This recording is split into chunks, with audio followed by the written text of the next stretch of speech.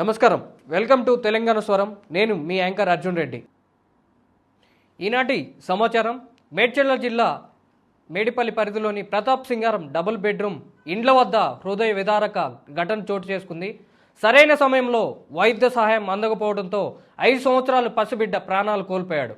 ఈ దుర్ఘటన స్థానిక ప్రజల్లో తీవ్ర ఆవేదన, ఆగ్రహాన్ని రగిలించింది.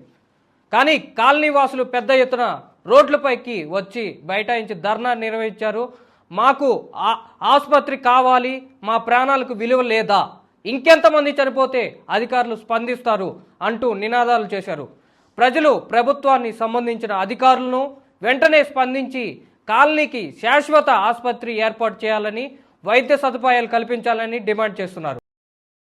బాలుడు కామర్లతో చనిపోవడం జరిగింది. దానికి సంబంధించి మా ప్రజలందరూ స్పందించి ఏదైతే రోడ్డు మీకు వచ్చారో వాళ్ళందరికీ నేను స్వాగతిస్తూ ఉన్నాను. నేను 3 రోజుల క్రితమే ఇద్దరు పెద్ద మనుషులు తీసుకొని నేను డిఎంహెచ్ గారిని కలవడం జరిగింది. ఏదైతే మన స్టేట్ గవర్నమెంట్కి సంబంధించి పాలసీ బస్తీ దవాఖానకు సంబంధించి ఆల్రెడీ సెంట్రల్ గవర్నమెంట్కి పంపించడం జరిగింది. దాన్ని వీలైన నేను ఎంపీ గారికి, ఎందుకైతే మన లోకల్ ఎంపీగా బీజేపీ నుంచి ఉన్నట్టు ప్రాతినిధ్యం సెంట్రల్ నుంచి ప్రాతినిధ్యం వహిస్తున్న ఎంపీ గారికి నేను అప్పీల్ చేస్తూ ఉన్నా. దయచేసి అయ్యా, మీరు ఇక్కడి నుంచి ఎంపీగా గెలిచారు, దయచేసి మా డబుల్ బెడ్రూమ్ ప్రజలే కాదు సంబంధించి ఇదే అనేక మన మేడ్చల్కి సంబంధించి మేడ్చల్ జిల్లాకు సంబంధించిన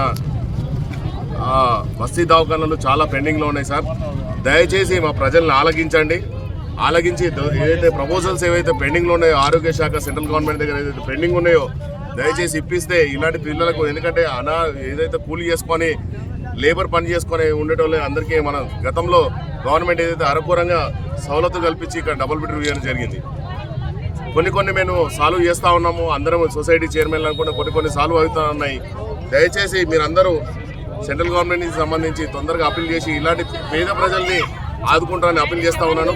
ఎందుకంటే ఇలాంటి పేద ప్రజలు రోజు పాము కాటుకు కానీ అనేక ఇబ్బంది పడుతూ ఉన్నారు.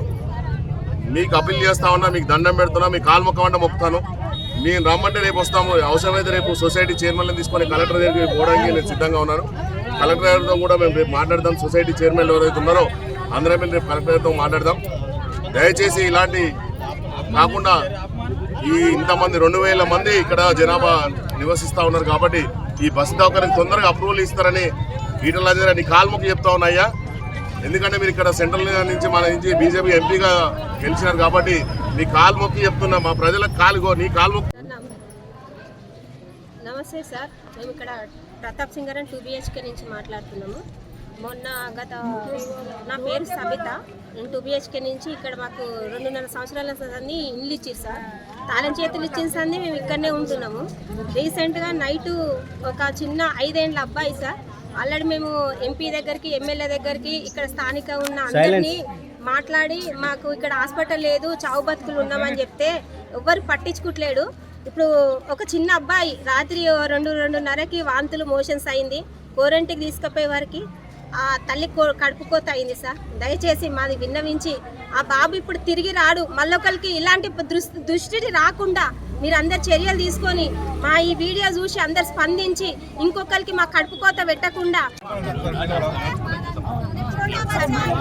ప్రియ మిత్రులందరికీ నమస్కారం. ఇప్పటిదాకా కూడా మన అన్న చెప్పినట్టు మాకు అన్ని సౌకర్యాలు కావాలి.